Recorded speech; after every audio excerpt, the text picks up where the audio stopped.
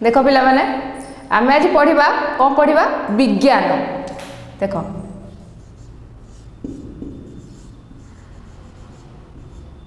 विज्ञान तबे जानती हो विज्ञान को कौन कहते साइंस। जेहेतु तुम दशम श्रेणी रे पढ़ुच तो साइंस कौन जानी तो मेनली साइंस कौन साइंस गोटे वर्ड तार मीनिंग हैला देख साइंस टू नो। देखो साइंस मीन्स टू नो किछि जानिबा। ए जो साइंस वर्डटा एटा केउठु डिराइव हेछि माने केउठु आसीछि। Science is a word that derive which derive from the Latin word which is scientia. Scientia scientia means which means knowledge। देखो से कहूँ जो साइंस गोटे लैटिन वर्ड डिराइव होती जो वर्डटा है साइंसिया जार मीनिंग है नॉलेज बा ज्ञान। आम नॉर्मली कहवा गले साइंस मीन्स टू नो किछि जानिबा और to know the truth. To know the truth किछिर सत्यता जानिबा। देखो जो साइंस होची एटा जो वर्डटा एटार बेसिकली को बुझिबा को गले यार अर्थ होची आंसर माने कोनोसी क्वेश्चन रो आंसर। हमर जेतिकी भी WH वर्ड क्वेश्चन अछि WH वर्ड तुम जानथिबो कोन कोन फर्स्ट आसला व्हाट व्हेन हाउ व्हाई ए सब होला हमर WH वर्ड। तो यही सब जो कौन गोटे जिनस घटिला देख मु गोटे मार्कर धरी तो मार्करटा मु तले पकईदेवी तो से तलू को जीव ना ऊपर को जीव तलू को जीव तो सहीटा से कौच आम मन को सांगे सांगे आसब व्हाट हैपेन कौन घटिला व्हेन माने केतेबेले एटा एइथिरे आसीबनी बट हाउ केमिति घटिला से ऊपर को न जाई कौन पाई तल को घटिला कहीं घटिला तो ए सब वाला क्वेश्चन यार टोटाल उपरे WH वर्ड रो जहाँ भी आंसर आसीबो से आंसरटा हला साइंस बा विज्ञान। भावुच बुझी पारथिबो विज्ञान कौन तो विज्ञान होउची जदि तुम डेफिनेशन वाइज लेखिबो तो science is the knowledge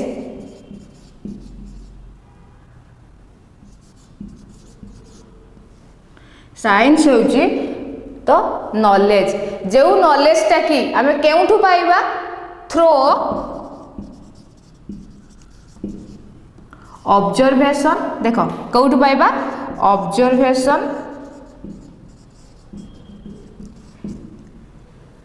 experiment and verification. देख मु कौन कहली नॉर्मली बुझा गले साइंस रो मीनिंग हेउची विज्ञान रो मीनिंग हेउची टू नो और टू नो द ट्रूथ आमे किछि जानिबा किंबा कोनोसी घटनार सत्यता जानिबा तो सेटा हला विज्ञान। तो से कहूची से जो नॉलेज की किछि जानिबा सेटा केमिति जानिबा through observation experiment and verification. देख गोटे मार्करटा मु तले पकेली आमे ऑब्जर्व कले फर्स्ट कौन ऑब्जर्व कले मार्करटा ऊपर को गला कि तल को गला एक्सपेरिमेंट कले आमे पकई के देखिले तल को गला कि नाही देन वेरीफाई कले तो से कहूची देख एटा कौन पाई आम मन को आसला मार्करटा ऊपर को न जाके तल को आसला कहीं ना ग्रेविटेशन ड्यू टू ग्रेविटेशन जानथिबो किए बाहर करथिले सर आइजैक न्यूटन। से कहूची तो आमर ए जो आंसर आम जहाँ भी पाउचे जे कौन WH वर्ड रो जो क्वेश्चन रो आंसर जोटा आसबो सेटा हला साइंस। तो बुझी पारलो एबे पर्यंत बुझी पारलो विज्ञान कौन बा साइंस कौन। एबे देखबा ए साइंस रो प्रकार केते प्रकार साइंस अछि तुम्हें तो दशम श्रेणी पढ़ुच नवम श्रेणी भी पढ़ी तुम दुईटा विज्ञान पढ़ी गोटे भौतिक विज्ञान गोटे जीव विज्ञान। देख मेनली देखिले साइंस होउची देख साइंस होउची दुई प्रकार रो फर्स्ट हैला फिजिकल साइंस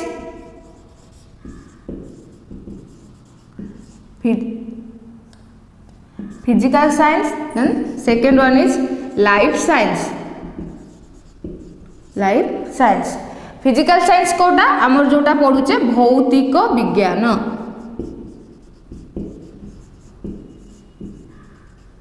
भौतिक विज्ञान, लाइफ साइंस जीव विज्ञान। देखो ये जो फिजिकल साइंस कौन, लाइफ साइंस कौन। फिजिकल साइंस है आम नॉन लिविंग थिंग उपरे पढ़िबा, नॉन लिविंग मन रखिबो एटा। Physical science the study of non living things और life science is the study of living things. मन रहा यहाँ डिफरेन्स बुझिपार। फिजिकल साइंस है नॉन लिविंग थिंग रो स्टडी, लाइफ साइंस है लिविंग थिंग रो स्टडी। देन ये जो फिजिकल साइंस रोची तो ये पुणी दुई प्रकार अच्छी। फर्स्ट है physics, second is chemistry. Physics chemistry. Life science एमती दुई प्रकार। फर्स्ट है zoology, second one is botany. देखो ये जो भौतिक विज्ञान बा physical science mainly physics chemistry तुमर जेहेतु तुम हाई स्कूल लेवल तो तुमको फिजिक्स केमिस्ट्री को मिसेकी गोटे book physical science, zoology botany को मिसेकी गोटे बुक लाइफ साइंस। तुम 10th पर जब +2 रे साइंस नब तो ये सब तुम सेपरेटली पढ़व। तुम गोटे पेपर रहिबो फिजिक्स, गोटे रहिबो केमिस्ट्री, गोटे रहिबो जूलॉजी, गोटे रहिबो बॉटनी। एटा लो लेवल बोली हायर लेवल। तो एथिरे कौन हम तुम लाइफ साइंस रे गोटे बुक अच्छी जूलॉजी बॉटनी, फिजिकल साइंस भौतिक विज्ञान में फिजिक्स केमिस्ट्री। तो जिते फिजिक्स पढ़ुचे से क्या विषय आम पढ़ा कौन सी मेटर विषय रे बुझिपार। देख मुझे गोटे एग्जांपल देखा गोटे मेटरटा कौन। देख जो गोटे थर तुम्हें गोटे सरबत बनाऊच लेंबूर सरबत बनइल तो जो लेंबूटा तो आम कौन कौन इनग्रेडिएंट बा मेटर आमको कौन कौन दरकार होची, लेंबू दरकार होची, चीनी दरकार होची, पानी दरकार होची, ए सब जाउची। तो मेटर आउ तार बिहेवियर आम कौन कौन करूचे तो जिते बड़े लेंबूटा को चुपुड़ुचे किंबा ताकू जो फेंटुचे घर्षण बल प्रयोग होची। तो ए सब जो मेटर तार बिहेवियर उपरे जो स्टडीटा हम जहाँटा पढ़ा से रहा फिजिक्स भितर। तेन केमिस्ट्री भितर रहिबो जो मेटर भितर जो रिएक्शन होची केमिकल रिएक्शन होची केमिति कौन होची सेटा पढ़िबा आमे केमिस्ट्री भितर। आ जूलॉजी पढ़िबा आमे स्टडी ऑफ एनिमल्स बुझि पारलो। जो एनिमल्स विषय रे जहाँ पढ़िबा सेटा हबो हमरो जूलॉजी। देन प्लांट्स ऊपर जहाँ पढ़िबा सेटा हबो हमरो कौन हबो बॉटनी। तो बुझि पारलो एथरो साइंस कौन फर्स्ट कौन देखिला आमे साइंस कौन। देन सेकेंड देखले साइंस मेनली दुई प्रकार गोटे फिजिकल साइंस गोटे लाइफ साइंस। फिजिकल साइंस है study of non living things, life science है study of living things. Then physical science भितर फर्स्ट आसला physics and second chemistry, life science भितर जूलॉजी एंड बॉटनी। तो मु तुमर पढ़ेबी 10th रो 10th श्रेणी रो लाइफ साइंस बा जीव विज्ञान। देख पिला माने आज आम कौन पढ़ा जीव विज्ञान 4th अध्याय रेचन। एस्क्रिप्शन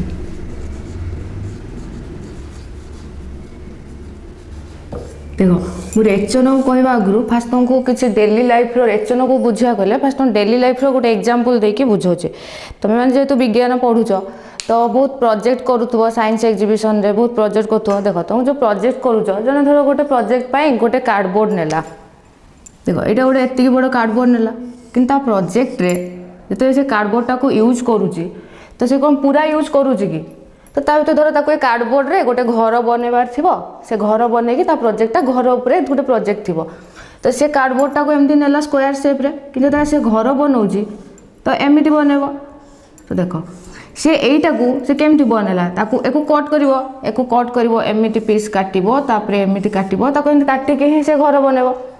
से जो घर बनैला ता प्रोजेक्ट पाई जेतिकी दरकार हैला से सेतिकी नै गला। तापरे जो ए जो छोट छोट पीस जहाँ सब बलिला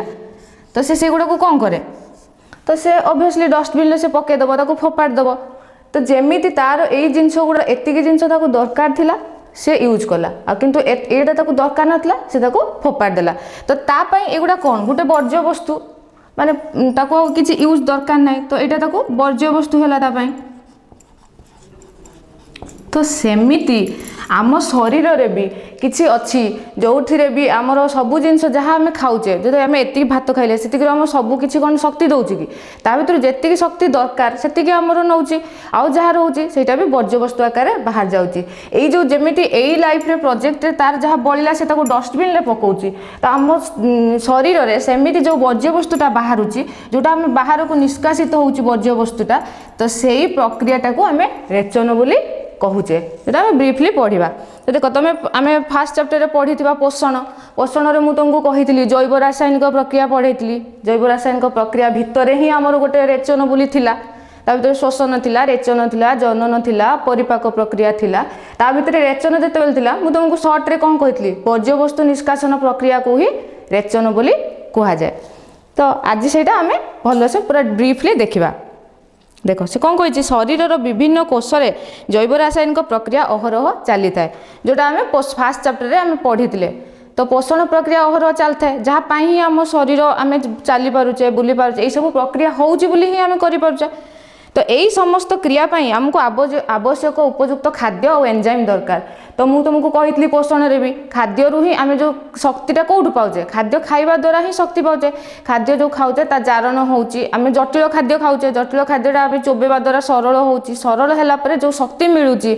तो सही शक्तिटा ही आम कौटू पाचे जैव रासायनिक प्रक्रिया पोषण थ्रो रे पाचे तो एठी सेमती से जो जैव रासायनिक क्रिया जो खाद्य खाइले शक्ति मिलला आ जहाँ बाकी रहा जो वर्ज्यवस्तुटा सेटा निष्कासन करने प्रक्रिया को रेचन बोली कह जाए से कहूँ आम ग्रहण करुवा खाद्य और अम्लजान कोष आवश्यक मुताबक शक्ति पाई थाए से आम देखी भी कोष ही आमको कार्य कर साहाय्य करुँच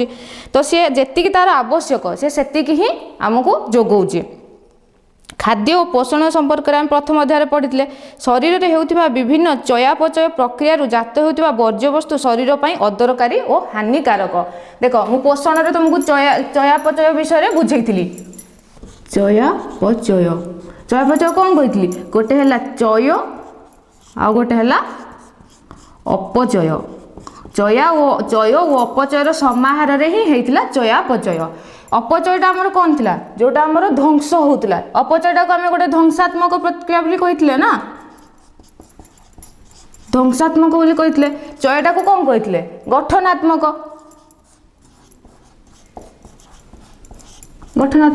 एटा कौन जो उपादान सृष्टि होउतला गठन होउतला तो सेथिपाई ताको गठनात्मक बोली कहितले गठनात्मक बा चय प्रक्रिया बोली कहितले किंतु जो खाद्यटा आमर जो खाइला परे जो तार जो जारण घटिकी जोटा ध्वंस होउतला तो से ध्वंसात्मकटा को आम कौन कहते अपचय कही तो चय और अपचयर समाहार में चयापचय होता देख सबू चैप्टर सहित तार लिंक रही देख आम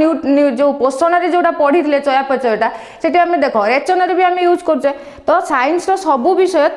इंटरलिंक होता है मैंने भितर सामंजस्य थाए तो तुम एटा पढ़ले से एटा जानिले ही ता परटा तुम बुझीपार से जब तुम भलरे न बुझी चयापचय कौन जैव रासायनिक प्रक्रिया कौन तो तुमको ये रेचन बुझापी प्रोब्लेम हम तो तेणु देख से जमी बुझी चयापचय तो सहीटा सी कौचे एणु शरीर में होता विभिन्न चयापचय प्रक्रिया जात होता वर्ज्यवस्तु शरीर पर अदरकारी और हानिकारक यही चयापचय आम धर एति खाद्य खाई यहीटार जहाँ शक्ति आमर जहाँ जी शक्ति दरकार से शक्ति से नेला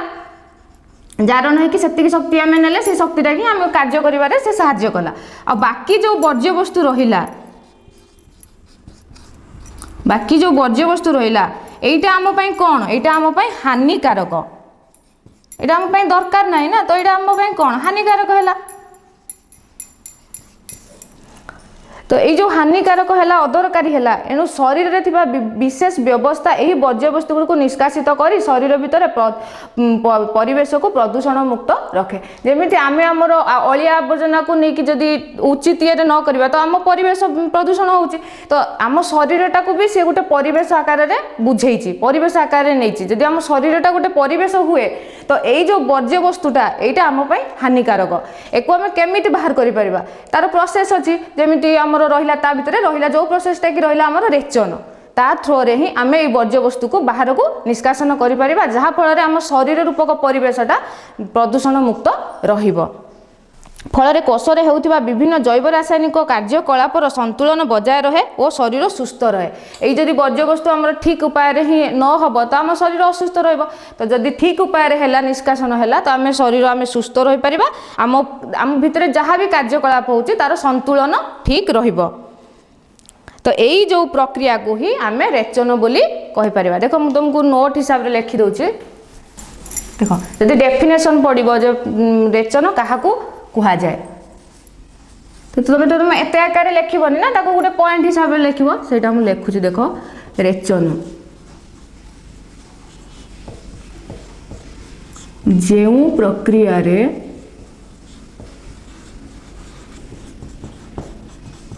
देखो हम कौन लिखा जेउ प्रक्रिया रे शरीर वर्ज्यवस्तु निष्कासन सह जैव रासायनिक प्रक्रिया संतुलन बजाय रहे ताहाकू रेचन बोली कुहा जाए। तो मुझे कहली जोटा वर्ज्यवस्तु निष्कासन हवा सहित जैव रासायनिक वर्ज्यवस्तु सठिक उपाय जदि निष्कासन हो पार ताहले आम रासायनिक प्रक्रिया संतुलन ठीक रहिबो ना। तो सेटा से कहूची जो प्रक्रिया रे शरीर वर्ज्यवस्तु निष्कासन सह जैव रासायनिक प्रक्रिया संतुलन बजाय रहे ताहाकू रेचन बोली कुहा जाए। एटा मन रखिबो जे रेचन काहाकू कुहा जाए। तो एबे आमे देखिबा रेचन जो होउची सेटा केमिति होउची माने खाइबाटा डायरेक्ट तो पळे जाउनी ना। तो सेटा केमिति आगे खाइबाटा कोन रे परिणत होउची तो तापरे केमिति होउची एटा देखि किला परे आमे देखिया पूरा प्रोसेसटा ही देखिबा। देखो एटा एति गला हमर रेचन रो डेफिनेशन गला रेचन काहाकू कुहा जाए। तापरे देखिया देखो रेचन तंत्र माध्यम रे शरीर रु एमोनिया यूरिया यूरिक एसिड जातीय वर्ज्य वस्तुर निष्कासन हुए एवं शरीर रे जल और धातव लवण आदि पदार्थर संतुलन बजाय रहे। देखो जमीती आमर प्रथमे जो पोषण रे पढ़िल कौन आमर पाकतंत्र पढ़िल तापर द्वितीय चैप्टर कौन श्वसन पढ़िल श्वसन कौन श्वासतंत्र पढ़िल सेमती रेचन रे कौन अच्छी ना आमर अच्छी रेचन तंत्र जो जहाँ थ्रो रे आम करुचे जो सिस्टमटा रेचन एक्सक्रीटरी सिस्टम रेचन तंत्र से कौन हो शरीर रू आमर कौन कौन बाहर जो वर्ज्यवस्तु बाहर तार भी तो गोटे ना अच्छी ना। तो से वर्ज्यवस्तुर ना कौन कौन अच्छी एमोनिया अच्छी यूरिया अच्छी यूरिक एसिड अच्छी। तो यही सब है वर्ज्यवस्तु यही गुड़ा ही आमर शरीर रू बाहर को निष्कासित होता है। देखो फास्ट हमर कौन आइला एमोनिया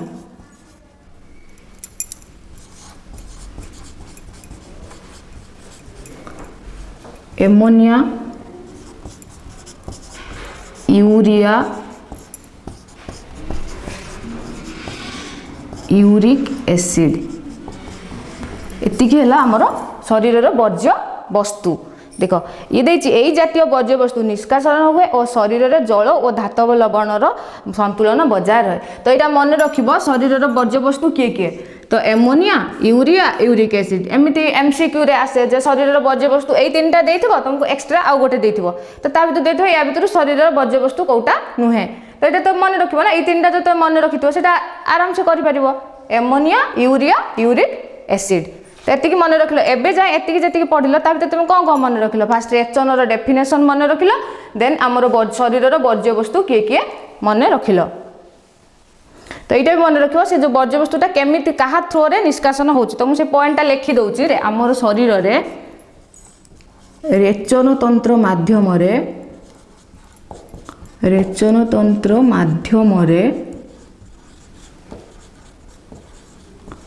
शरीर रू एमोनिया यूरिया यूरिक एसिड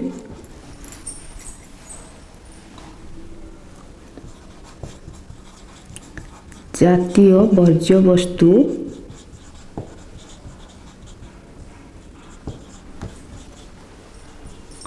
निष्कासित होई थाए जहाँ फल कि आम शरीर जल यहाँ हवा द्वारा आम शरीर कौन कौन रुए जल जल और धातव लवण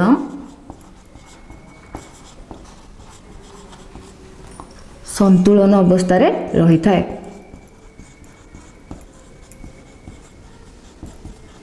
अवस्था रे थाए एति जाय बुझी पारलो रेचन क्या कहुए आम शरीर वर्ज्यवस्तु किए किए क्या द्वारा सी शरीर निष्कासित होता है निष्कासित होगा फल आमर कौन लाभ होता है। एवं देखा देखा देख से कौन कौन शरीर में पुष्टिसार चयापचय फल एमोनिया निर्गत होता है सेटा आम जो पढ़ले चयापचय प्रक्रिया ही निर्गतित होची। एमोनिया एक गैसीय पदार्थ देख मुझे तुमको ये जो एमोनिया देती ये जो एमोनिया यूरिया यूरिक एसिड यहाँ मुझे तुमको कहूँ एमोनिया विषय से लिखी देख एमोनिया विषय से कौन कौन लिखी देख जो आमर खाद्य एमोनिया आसला से एमोनियाटा मेनली गोटे की पदार्थ मेनली एमोनियाटा गोटे गैसीय पदार्थ।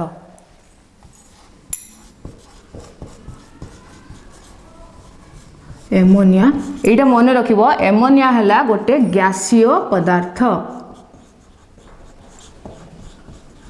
गैसीय पदार्थ यहाँ पड़े एमोनिया कौ अवस्था रे थाए आमर मेनली तीन टा अवस्था ना सॉलिड लिक्विड गैस तीन टा रहिला तो ता भितर एटा आमर एमोनियाटा कौथरे थाए गैसीय पदार्थ बोली मन रखिब। एटा जो एमोनियाटा आसुची आमर कौटू आसुची जो शरीर रे जो पुष्टिसार होउची एटा मन रखिब एमोनिया केमिति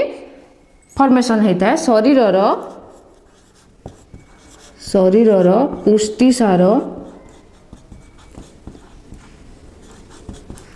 पुष्टिसार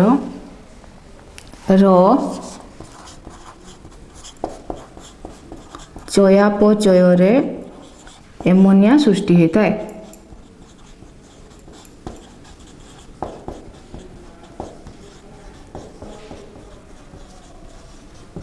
मन रख लो देख तो कौटू सृष्टि होता है फल एमोनिया शरीर पुष्टिसार चयापचय रे एमोनिया सृष्टि होता है। एमोनियाटा गोटे की पदार्थ एमोनिया गोटे गैसीय पदार्थ। तापर देख ये जो एमोनिया जो गैसीय पदार्थ रहा यहीटा आमर जल रे अति मात्रा रे द्रवणीय देख यहाँ गोटे मन रख जल रे यहाँ द्रवणीय जल रे द्रवणीय अति मात्रा द्रवणीय माने यहाँ जल सहित मिसी जाए तो ये जो मिसी जा फल यहाँ शरीर पर गोटे जेहेतु यार गोटे गुण जल से गैसीय पदार्थ होगी भी जल से इजिली मिले जाऊँगी तो सहीटा आम शरीर पर बहुत क्षतिकारक तो से एमोनियाटा आम शरीर पर अधिक क्षतिकारक बा हानिकारक यहाँ आम शरीर पर हानिकारक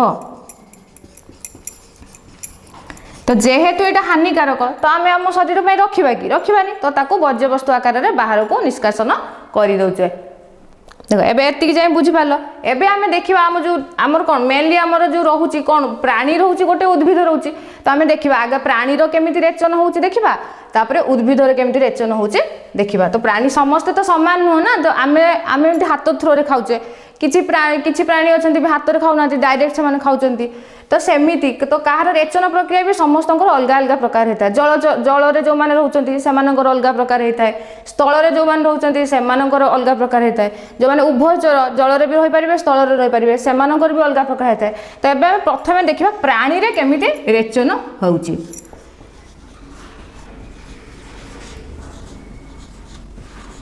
प्राणी रे केमिति रेचन होउची प्राणी रे मुझे कहली प्राणी भितर फास्ट आमर कौन गोटे अच्छी आमर जलचर मुझे कहली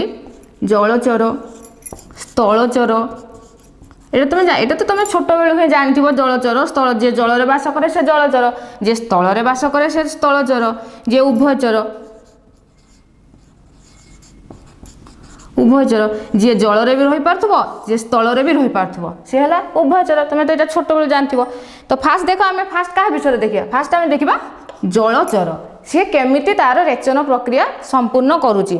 देख जलचर के जलचर प्राणी शरीर उत्पन्न एमोनिया को विसरण प्रक्रिया द्वारा सीधा सड़क जातीय परिवेश को निष्कासित करती। देख ये जो जलचर प्राणी जे रहा जमीक आमर माछ ये सी एम कौन करती ना एम शरीर जो एमोनियाटा बाहर जोटा मुझे कहली पुष्टिसार मैंने तो खाद्य खाऊँ ना से जी शक्ति दरकार से नौकरी जोटा बलुची पुष्टिसार खाद्य चयापचय पर जोटा एमोनियाटा बाहर से केमिति कर गोटे प्रक्रिया करती जोटा कि आम विसरण बोली कहती। तो यहाँ कौन ना से जो एमोनियाटा बाहर से एमोनियाटा को से डायरेक्ट निष्कासन करिथांती ए विसरण प्रक्रिया माध्यम डायरेक्ट से पानी रे ही निष्कासन एमोनियाटा को निष्कासन करिथांती। तो ସେଇଟା ସେଠି ବହିରେ ଦେଇଛି ଦେଖ ଜଳଚର ପ୍ରାଣୀ ଶରୀରରୁ ଉତ୍ପନ୍ନ ହେଉଥିବା ଏମୋନିଆକୁ ବିସରଣ ପ୍ରକ୍ରିୟା ଦ୍ୱାରା ସିଧାସଳଖ ଜଳୀୟ ପରିବେଶକୁ ନିଷ୍କାସିତ କରିଥାଏ। ତ ଏଇଟା ମନେ ରଖିବ ଜଳଚର ପ୍ରାଣୀ କେମିତି କରନ୍ତି ବିସରଣ ପ୍ରକ୍ରିୟାରେ ଏମୋନିଆ डायरेक्टली से जल में निष्कासित करिथांती। एबे देख ସେଇଟା जो देला किंतु एथिरे गोटे आमर अच्छी या भीतर गोटे अच्छी जोटा कि जलचर भितर जे शार्क जाउची जानथिबो शार्क सी कौन करुच्ची ना सी विसरण प्रक्रिया नहीं शार्क जातीय माछ जी रोचे से मैंने शरीर एमाने एमोनिया थ्रू करुँच एमोनिया विसरण प्रक्रिया द्वारा जल में निष्कासन कर शार्क जातीय माछ से कौन कर शरीर से यूरिया निष्कासन करुँच शरीर यूरिया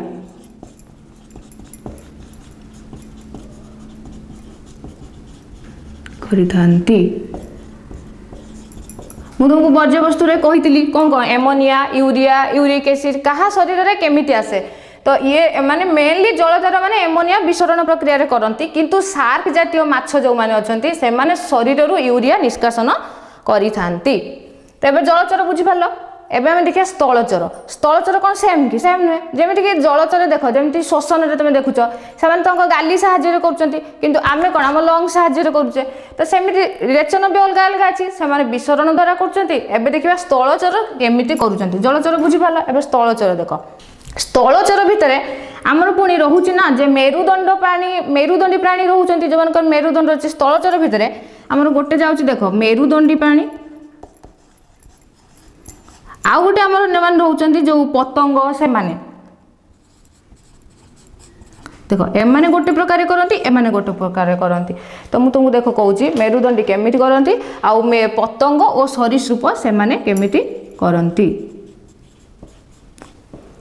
हम फास्ट देखा कह मेरुदंडी प्राणी मान देखा मेरुदंडी प्राणी मानक यकृत एमोनिया सह अंगारकाम्ल रासायनिक संयोग हो यूरिया उत्पन्न हुए। एमाने कौन करती ना यकृत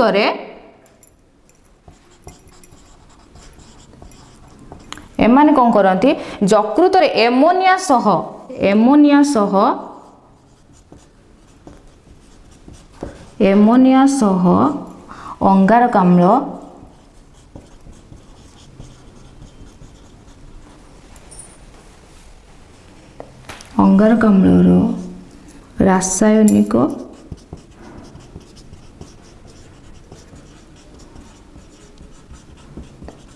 संयोग हुई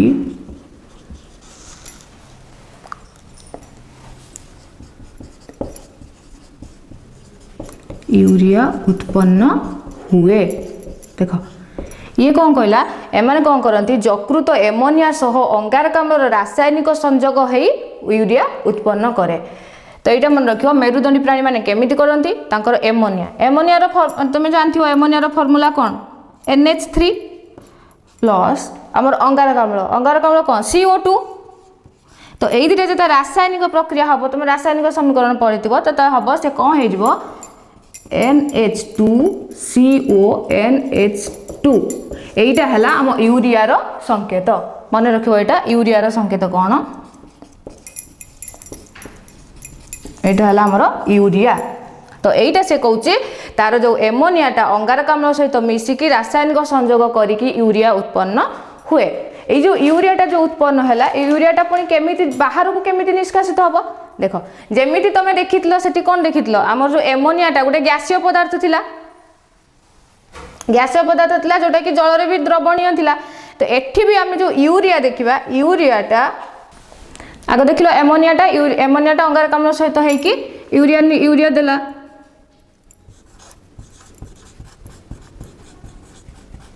एमोनिया प्लस अंगारकाम्ल तार रासायनिक संयोग होइकी आमर कौन बाहरला यूरिया बाहरला यूरिया आसला। यही जो यूरियाटा यहीटा जल रे द्रवणीय देख जल रे द्रवणीय ये जो द्रवणीय हेतु ये जल जेहेतु यहाँ जल में द्रवणीय अच्छी तो रक्त भी से मिसी पार। तो यहाँ तापर कौन करे ना यूरियाटा आमर बाहरला यहाँ जल यहाँ जल में द्रवणीय होती यूरियाटा आमर जाइए रक्त सहित मिसिकी ब्रुकक पहुँची जाए रक्त सहित क्या सहित मिसिकी जाए रक्त सहित मिसिकी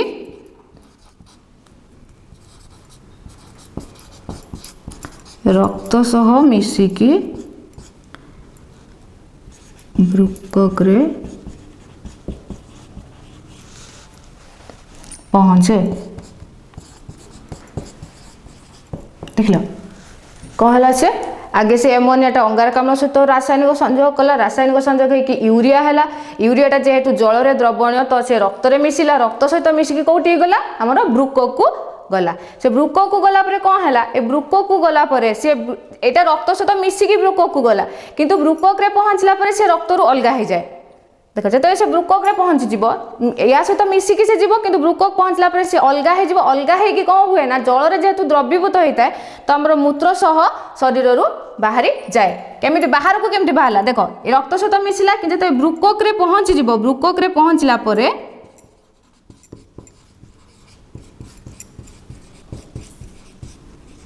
बृक्कक रे पहुँचवा परे यूरिया अलग हो जाए।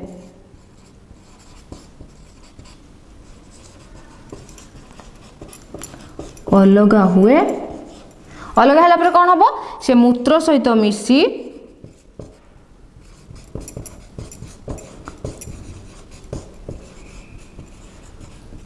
शरीर रु बाहर को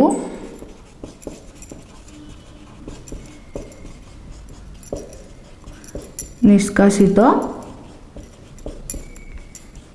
हुए।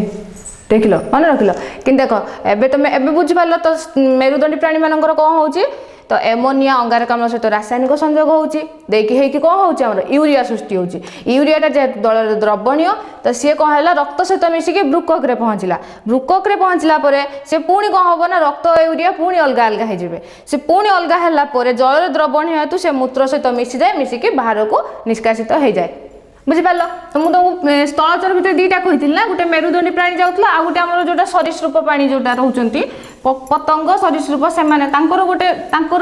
रेचन केमिति एबे देखिबा। एबे मेरुदंडी प्राणी देखले एबे आमे देखिबा पतंग बा सरीसृपर पतंग ओ सरीसृप। देख पतंग और सरीसृप एमोनिया रु यूरिक एसिड तैयारी होता है। सेठी कौन देख मेरुदंडी प्राणी रे कौन देख जे तांकर एमोनियाटा अंगारकाम्ल सहित मिसिकी यूरिया होची, किंतु पतंग और सरीसृप से माने कौन करछंती ना एमोनिया रु डायरेक्ट यूरिक एसिड तैयारी करछंती। देख एमानकर एमोनिया रु कौन आसुची यूरिक एसिड। मुझे तुमको फास्ट कही जे आमर कौन कौन रोचे वर्ज्य वस्तु भितर एमोनिया यूरिया यूरिक एसिड। तो एठी जो आमर पतंग और सरीसृप क्षेत्र में एमोनियाटा यूरिक एसिड रे तैयारी होता है। देख ये जो यूरिक एसिड रहा यहीटा जल में अद्रवणीय एजाए तुम पढ़ी एमोनिया और यूरिया ए दुटा जल में द्रवणीय था से इजिली मिसी जाते रक्त सहित हो जल सहित हो मूत्र सहित हो से इजिली मिसी जाते। बट यूरिक एसिडटा यहीटा जल में अद्रवणीय जल में अद्रवणीय यहीटा जल में मिसिब नहीं। तो न मिसिबा हेतु यह मूत्रर द्रवण रु सहजरे अलग हो जाए। जेहेतु से मिसुनी तो से मूत्र रु सहजरे अलग हो जमी आम जो पानी रे जदि गोटे बालीटा पत्थरटा मिसेबा तो सेटा मिसिबो कि मिसिबोनी तो सहजरे आम ताको अलग करदबा कि जदि चीनीटा मिसाउचे से मेल्ट हो जाउची मिसी जाउची। तो एठी सेमति एटा यूरिक एसिडटा जल जेहेतु अद्रवणीय नुहे मिसुनी तो सी मूत्रठू अति सहजरे अलग हो जाए, मूत्र रु अति सहजरे अलग हो जाए।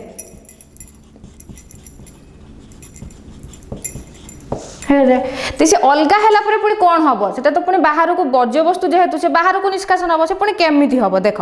द्रवण में जलर यहाँ पुणी कौन करना से अलग है द्रवण में जल भीतर को पुनर्बार शोषित हो पुणी चली जाए। जो यूरिक एसिड ये जो अलग हो गला से अलग होकर कुआडे जीव पुणी से जल सहित जाकि पुणी शरीर भीतर को से पुनर्बार प्रवेश शोषित होकर चली से पुणी थे तो सी पुणी थर गला पुणी कौन हम तेणु एथिपाई कहुए पतंग और विहंग सरीसृप रेचन प्रक्रिया अधिक जल क्षय करती नहीं। तो ये देख से जेहेतु से अलग हो पारुनी माने मूत्र शरीर अलग है कि से बाहर को निष्कासित हो पारुनी मिसी पारुनी तो सेथिपाई से आमर सरीसृप और पतंग मान क्षेत्र में तांकर जोटा जल क्षय रेचन प्रक्रिया से कम जल क्षय करि थांती। यूरिक एसिड मल सह तो सेटा जो जल सहित मूत्र सहित मिसिकी से बाहर को बाहर पारानी से क्या सहित मिसिकी वर्ज्यवस्तु जेहेतु जमीती रेचन हिसाब से बाहर सी कौन करे ना आम मल सह मिसी से बाहर को निष्कासित हो जाए। यहाँ क्या सहित मिसिकी आसब मल सह मिसिकी से मूत्र ठू अलग हो गला अलग है पुणी आउ थे आम शरीर को शोषित होकर प्रवेश हेले भी तो पुणी से जेहेतु अद्रवणीय तो पुणी भी से पुणी बाहर को आसब अलग हो तो सेटा कौन करिवो ना आमर मल सह मिसिकी बाहर को निष्कासित हेबो निष्कासित हुए। देख बुझी पाले एथर तो आमर जलचर कौन है विसरण प्रक्रिया से माने डायरेक्टली जलीय आत्मोस्फीयर से निष्कासित कले किंतु आमर जिते स्थलचर आसुची मेरुदंडी प्राणी से एमोनियाटा अंगारकाम्ल सहित मिसिकी यूरिया है यूरिया है मूत्र सहित मिसिकी बाहर को आसला किंतु पतंग सरीसृप क्षेत्र में कौन है यूरिक एसिड है यूरिक एसिड अद्रवणीय से मल सहित मूत्र सहित न मिसी अलग हो मल सहित से बाहर को आसला। एबे तुम जलचर देख स्थलचर देख एबे आम देखा उभयचर कथा उभयचर देखा केमी कौन करुच्ची से उभयचर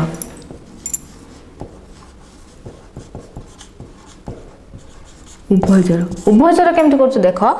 बेंग भली गोटे उभयचर तुम जानते मेनली आम उभयचर किए बेंग जोटा कि तार फास्ट जिते जो लार्भा स्टेजटा रोचे से जल से करुच्ची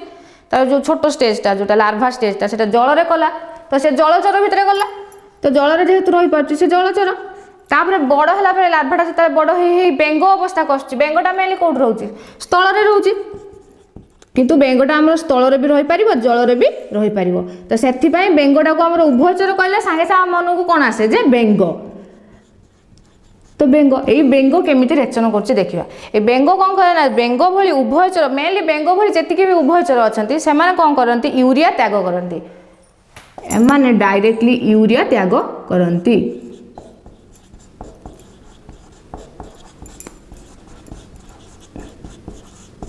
देख ये बुझिपार एवं बही देखा बही कौन देती देख बही देख जलचर प्राणी शरीर उत्पन्न होता एमोनिया को विसरण प्रक्रिया द्वारा सीधा सड़क जलीय परिवेश को निष्कासन करते मुझे जलचर कहली स्थलचर प्राणी मान क्षेत्र में से सुविधा नहीं से केमी करती तेणु से शरीर में जात होता एमोनिया को यूरिया बा यूरिक एसिड रे परिणत कर शरीर निष्कासित करि आमर मेनली मेरुदंड प्राणी माने यूरिया रहिले आउ जो सरीसृप माने रहिले यूरिक एसिड से जोटा कि से कहला कि स्थलचर भितर एमोनियाटा को से आइदर यूरिया और यूरिक एसिड रे थ्रो रे से बाहर करथांती। स्तन्य प्राणी बेंग जातीय उभयचर सार्क जातीय माछ शरीर यूरिया त्याग करता जलचर में तुमको कही एक्सेप्शनल थिला जोटा कि आमर सार्क माछ से डायरेक्ट यूरिया त्याग करता तो उभयचर भी आमर यूरिया थ्रो रे से यूरिया त्याग करती रेचन पाई। तो एबे देख ये बुझिपार या पर पुणी देती प्राणी रे रेचन प्राणी रे केमिति कौन रेचन जोटा मुझे तुमको कहली से मेरुदंड प्राणी कथा कहली तो देख मेरुदंडी प्राणी मानक यकृत एमोनिया सह अंगारकाम्ल रासायनिक संयोग हो यूरिया उत्पन्न होता है मुझे तुमको से कही एमोनिया NH3 आउ अंगारकाम्ल CO2 मिसिकी आम यूरिया कौन देता NH2CO NH2 तो जल द्रवणीय हेतु रक्त में मिसी यह ब्रुकक पहुँची था ब्रुकक रक्त यूरिया अलग हुए जल द्रवीभूत हो मूत्र सह शरीर बाहर जाए जोटा मुझे से बुझेली तापर देख पुणी से देती पतंग और सरीसृप मानक एमोनिया यूरिक एसिड तैयारी होता है यूरिक एसिड जल में अद्रवणीय तेणु मूत्र तैयारी पर यह द्रवण सहजरे अलग हो जाए तो द्रवण में जल रक्त भीतर को पुनर्बार शोषित हो चल जाए एणु पतंग विहंग सरीसृप आदि रेचन प्रक्रिया अधिक जलक्षय करती यूरिक एसिड सह यूरिक एसिडा केमती बाहर मल सहित होकर निष्कासित हो जाए। तो प्राणी मानक रेचन अंगर गठन प्रकार भेद और कार्यकारिता विभिन्नता देखा मिलता है। तो एति पर्यंत तुम देख लो या पर देख जो प्राणी अच्छा से प्राणी भितर भी आमर एककोशी बहुकोशी एमती अच्छा तुम कोषे पढ़ी नवम श्रेणी एककोशी जार गोटे कोष से एककोशी जार दुई रु अधिक कोष से बहुकोशी तो सेमती से कही देख प्राणी रे जो तांकर सब जो कोष रोचे कोषर सब रेचन अंग जो रोचे से सब समस्त अलग अलग प्रकार होता है एक कोषर अलग प्रकार होता है बहुकोशी अलग होता है देख गोटे एककोशी देती एमिबा एमिबा पर एककोशी प्राणी मानकर रेचन प्रक्रिया क्या थ्रो होता है प्लाज्मा झिल्ली और किछि परिमाण में संकोचिकी धानी द्वारा संपादित होता है। यहाँ मन रखिबो एमिबा बा एककोशी प्राणी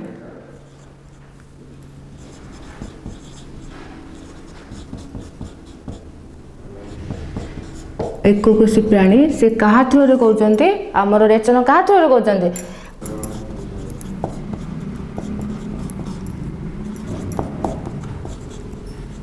किछि प्लाज्मा झिल्ली थ्रो रे रेचन करथांती आउ किछि कोन करंती ना संकोचिकी धानी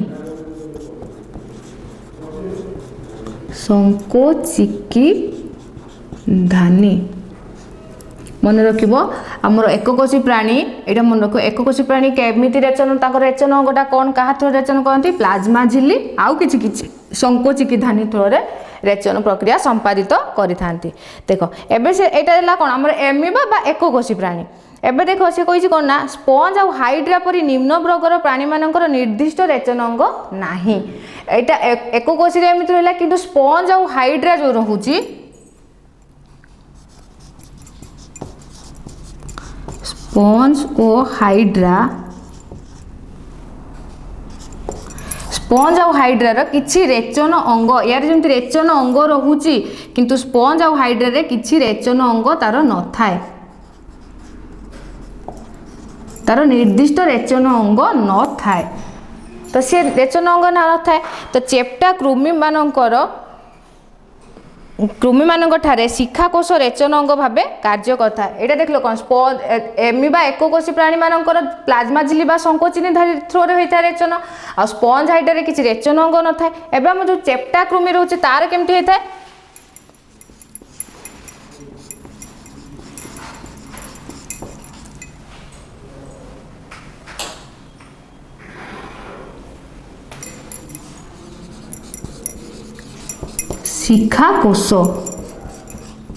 शिखाकोश ता जिया जोक परी प्राणी मानकर नेफ्रिडिया अन्यतम रेचन अंग जियार कोन नेफ्रिडिया जेहेतु कोषर अवस्थिति अनुसार आम प्राणी मानकर रेचन अंग अलग अलग प्रकार होता है तार गठन तो से तार रेचन अंग भी अलग अलग प्रकार तो एककोशी प्राणी मानकर है प्लाज्मा झिल्ली संकोचिकी धानी स्पंज आ हाइड्रार किसी सेमिति निर्दिष्ट रेचन अंग न थाए आमर चेप्टा कृमि कौन है शिखाकोश आ जिया है नेफ्रिडिया मेरुदंडी प्राणी मानक रही स्वतंत्र रेचन अंग एगुड़िक अंग मध्य ब्रुकक है ब्रुकक आ चर्म है प्रधान जोटा कि आम यही विषय ही पढ़ा ब्रुकक विषय देख पे पर्यंत आम कौन कौन देखिले आम रेचन क्या कह जाए देखिले रेचन प्रक्रिया केमिति होउची देखिले आम प्राणी रे रेचन तार जलचर रे केमिति होउची स्थलचर रे केमिति होउची आमर उभयचर रे केमिति होउची ताक सब देखिले आ जेहेतु आम प्राणी मानकर तार रेचन अंग अलग अलग प्रकार तो कहार केमिति होउची देखिले तो एबे आम देखिया मनीष शरीर मेनली आम मनीष शरीर पढ़ुचे तो मनीष शरीर रेचन केमिति होउची तार मनीष शरीर रेचन तंत्र मेनली आम तीनिटा जिनस को ही बुझे थाए कौन कौन ब्रुकक मूत्र सारणी मूत्राशय तो मुझे देख मनीष रेचन तंत्र तार फिगर काटी तो यहाँ देख यहाँ तार कौन मध्य छदा तापर तार यहाँ ब्रुककीय शिरा यहाँ ब्रुककीय धमनी ये दुटा है ब्रुकक दुटा जो शिंब मंजी पर होता है या पर आम पढ़िया ब्रुकक गठन केमिति कौन होता है कौटी अवस्थित थाए तो यहाँ है आमर मूत्र सारणी तो यहाँ है आमर मूत्राशय यहाँ मूत्र मार्ग यहाँ आम टोटालटा है आमर रेचन तंत्र या यही प्रोसेस रे रेचन तंत्र द्वारा आमर रेचन मनीष शरीर रेचन प्रक्रिया संपादित होता है तो मेनली जाऊँगी ब्रुकक मूत्र सारणी आ मूत्राशय एबे आम देखिया ब्रुकक देखिया ब्रुकक केमिति तार केमिति अवस्थिति कौटी थाए गठन केमिति थाए एबे आम ब्रुकक देखिया देख पिला माने आम कौन पढ़ी रेचन रेचन रे मनीष प्राणी रेचन आम पढ़ी रेचन क्या कहुए पढ़ते प्राणी शरीर केमिति रेचन हो पढ़ते आज आम देखा मनीषर रेचन तंत्र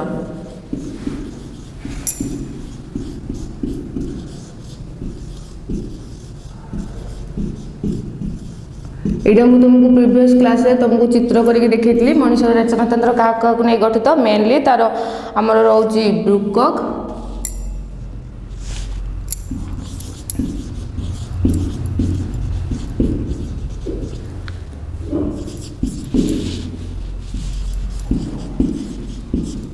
मूत्र सारणी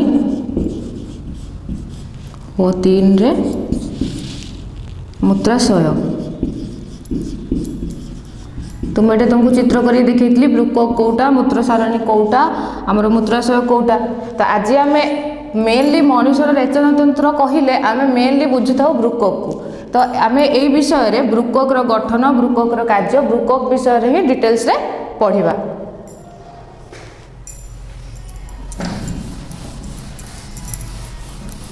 देख फास्ट है बृकक।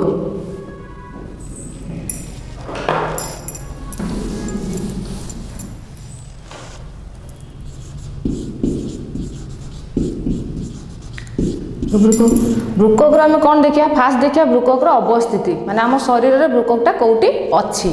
देख अवस्थिति भितर जाऊँगी से कौटी अच्छी ना आमर मध्य छदार ठीक तलक उदर गह्वर मध्य छदार ठीक तलक उदर गह्वर भितर मेरुदंडर उभय पार्श्व दुईटी बृकक रही। देख मध्य छदा कौटा मध्य छदा एमती गोटे गंबुज आकार होता है जोटा आमर गंबुज आकार होता है बक्ष गह्वर आ उदर गह्वर को से मझिरु ही थाए डिवाइड कर थाए यहाँ आमर मध्य छदा। यही मध्य छदार ठीक तलकू उदर गह्वर भितर यहाँ उदर गह्वर कहली यहाँ बक्ष गह्वर कहली ये उदर गह्वर भितर मेरुदंडर उभय पार्श्व यहाँ आमर मेरुदंड मेरुदंडर उभय पार्श्व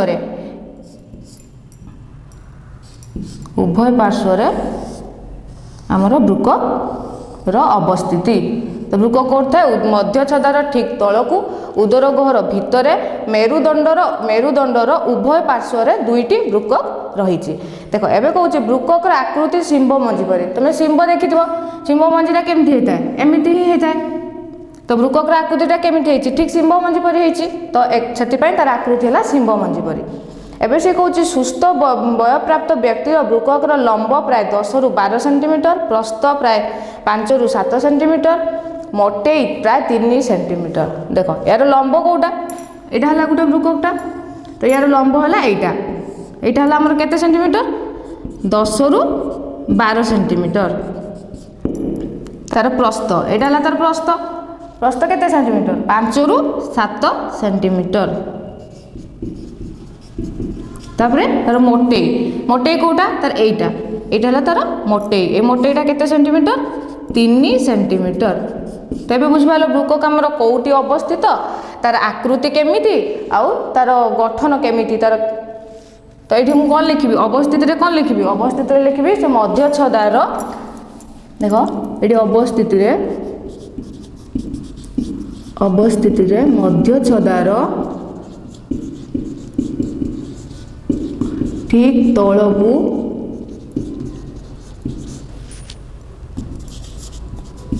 उदर गह्वर भितर मेरुदंडर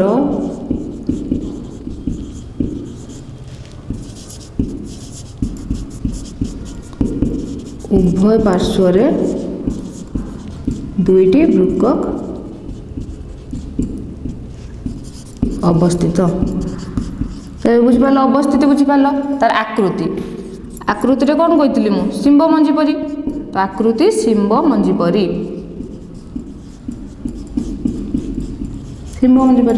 तापरे तार जो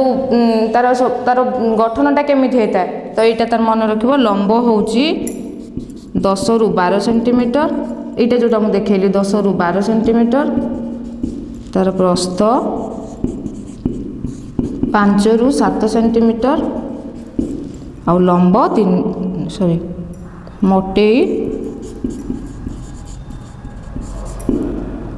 3 सेंटीमीटर बुझल।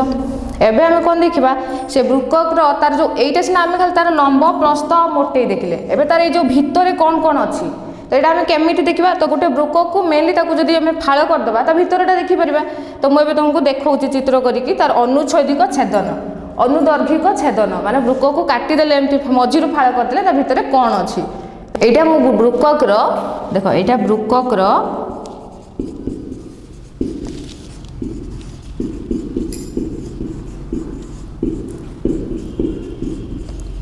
अनुदर्घिक छेदन कौन जोटा बृकक को आम जदि मझिरु ताको एमती काटिदबा एमती थिला ना आमर तो एमती थिला तो यहाँ जब मझिरु काटिदबा ता भितरटा आम एमती पाइबा। देख या भितर देखिए आम कौटा कौन तो फास्ट तार जो बाहर येटा को कौन कहुची कॉर्टेक्स है मन रखियो तार बाहर येटा को कहुची कॉर्टेक्स तापर तार ये जो पिरामिड लाइक सब पिरामिड भली एमती ता भीतर येटा अच्छी जी भी पिरामिड अच्छी से गुड़ा कौन कहुची आमर मेड्यूला बोली कहुची तापर ब्रुकोकियो एटा एटा आमर दुटा जोटा आमर कनेक्ट होती मेरुदंड सहित एमती जोटा कनेक्ट होती मुझे जो देखी एमती मेरुदंड सहित कनेक्ट होती एटा तार दुटा अच्छी गोटे अच्छे ब्रुकोकियो शिरा अच्छी आ गोटे ब्रुकोकियो धमनी अच्छी तापर ये जो फांका जगटा को यहाँ को कौन कहुची गव्विणी बस्ती तापर खाली स्थानटा को तापर कौन अच्छे आमर मूत्र सारणी जोटा आमर ये एमती मुझे से देखी आमर फास्ट मनीष रेचन तंत्र में तुमको देखी जे आमर यहाँ मध्यसदा थिला मध्यसदारू मेरुदंड एमती उभय पार्श्व दुईटा ब्रुकोक थिला यहाँ देखिए से जो ब्रुकोक ये तार देखी नी तुमको मूत्र सारणी जोटा आमर यहाँ देखी से जो दुईटा ब्रुकोक रू आसी आमर दुईटा मूत्र सारणी पाइप नली भली होता पाइप नली भली होकी सेटा आमर कौन थी मूत्र सारणी से जो पाइप दुईटा यू एमती जाइला जोटा एपटू आसला एपटू आसला ये दुईटा को मूत्र सारणी बोली कहुच्छे यहाँ काटिला तार एमती आसी देखा जाए से तापर आउ कौन रहा हाइलम हाइलम कोटा एटा ये जो खालुआ स्थानटा को यहाँ कौन कहुच्छे आमर हाइलम हाइलम है देख एवं आम बही देखा कौन लिखी ब्रुकोक भीतर पाखे खालुआ स्थान टी हाइलम कहुए जोटा मुझे कहली ये जो खालुआ स्थानटा को ये खालुआ स्थान कौन कहुच्छे हाइलम कहुच्छे तापर देजी हाइलम मध्य दे ब्रुकोकियो शिरा धमनी और मूत्र सारणी ब्रुकोक सहित संयुक्त होता है यहाँ हाइलम कहली ये हाइलम रु ही यहाँ संयुक्त होती ना गोटे जाइए ब्रुकोकियो शिरा गोटे जाइए ब्रुकोकियो धमनी आ गोटे जाइए मूत्र सारणी यहाँ ही आमर संयुक्त होती ब्रुकोक को संयुक्त करी मूत्र सारणी दे ब्रुकोक रु मूत्र मूत्राशय को आसे यहाँ आमर मूत्र सारणी देखिए बाहर को आसिक जोटा कि मुझे तुमको से देखी एमती आसिक जोटा आमर एमती चित्रटा यहाँ मूत्र सारणी थी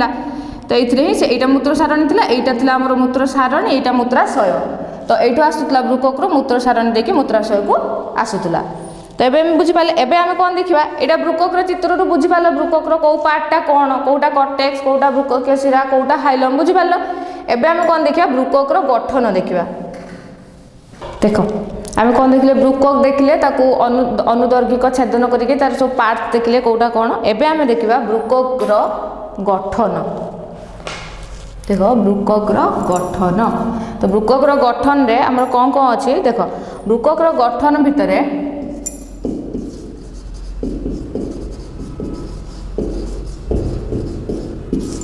गठन तो ब्रुकोक गठन रे प्रत्येक ब्रुकोक भितर रही 10 लाख रु अति अधिक अति सूक्ष्म ब्रुकोकीय नलिका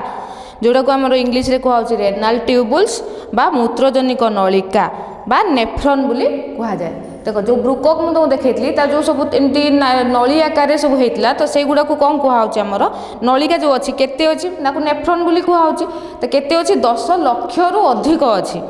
तो एबे देख दूसरी प्रति ब्रुकोकीय नलिकार गोटे पार्श्व कप बा गिना आकृति होता है से जो नेफ्रॉन अच्छी 10 लाख रु अधिक मु तार गोटे अंश नेफ्रॉन चित्रटा मोर देख बुक नंबर रे देछि 44 नंबर रे चित्र नंबर 4.4 सेटा नेफ्रॉन आमर चित्रटा देछि से नेफ्रॉन ए चित्रटा कोन क्लियर आसुनी तो नेफ्रॉन रो गोटे अंश मु एठी काटिछि तो से नेफ्रॉन रो गोटे अंश भितर आमे देखिबा हमर ब्रुकोक कोन करूछि ब्रुकोक रो कार्य कोन देख सी कहूँ कौन जो ये जो 10 लाख रु अधिक ब्रुकोकीय नलिका बा नेफ्रॉन रहा सी तार प्रति ब्रुकोकीय नलिकार गोटे पार्श्व कप बा बिना गिना आकृतिर होता है देख यहीटा आम जो देती से यहीटा जो कप बा गिना आकृतिर होता को देखुव यही जो चित्र यहीटा को कप बा गिना आकृतिर आमर एमती गिनाटा एमती होता है ना गोटे किसी रखापी एमती तो से कप बा गिना आकृतिर जो होता को कौन कहुच्छे कप आकृतिर पार्श्वटी ब्रुकोक बाहर पट को मुहाई थाए ये जो यहीटा एमती गिना आकृतिर यहाँ बाहर पट को मुहाई तो यहाँ को कौन बोली कहुच्छे आमर बायोमास कैप्सूल है बायोमास कैप्सूल कहीं कहुच्छे एक जो वैज्ञानिक बाहर करते ना कौन थी बायोमैन विलियम बायोमैन तो ना कौन थी